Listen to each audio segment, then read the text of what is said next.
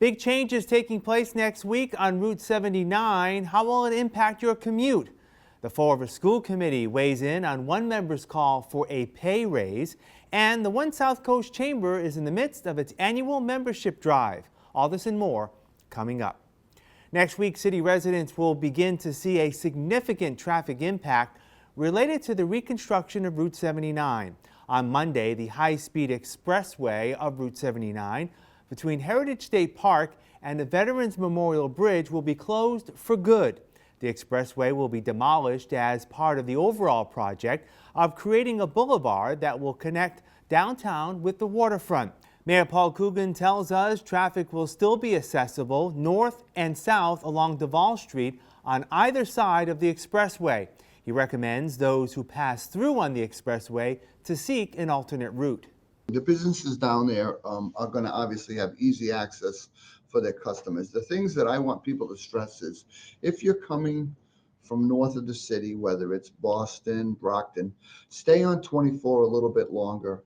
Whether you take the Highland Avenue exit to get to something in the Highlands, President Avenue to get to the Flint, or go all the way around and get off on Pleasant Street or Brayton Avenue to go to South End. I think if you use 24 and make that your commute home from anything north of the city, I think that'll keep what will become Duval Street access a little bit lighter.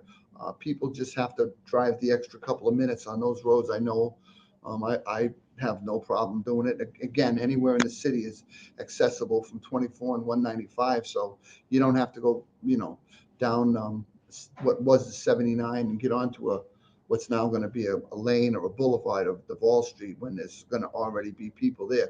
We want the businesses down there to know that there is still going to be access to their facilities so people can get down there.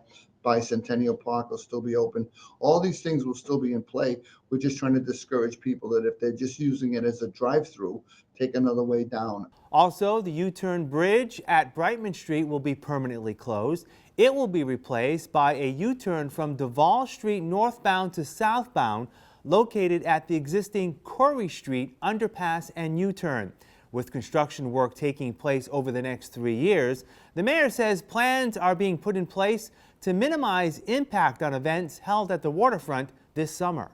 We have our 4th of July, which is a huge celebration down there. We're talking to some of the areas across the other side of Duval Street where there's some parking. We're going to firm it up. If it involves getting a bus to do some loops and help to transport people where they're going to minimize traffic, we're going to do those things during the construction period. And again, our eyes will be on when Duval Street opens up again, having some on-street parking, and we just don't want to impact the events too much that are going to go on down there in the summer. Obviously, we got a couple of concerts we're going to be putting on the city pier, and a couple other people have approached us about events. It's not firmed up yet, but we're working on them. So we want people to know that that's still going to be a recreation area for the city, and that will be our focus. But parking may be a little bit hairier this year, so keep your eyes and ears open. As I said, we'll get through it.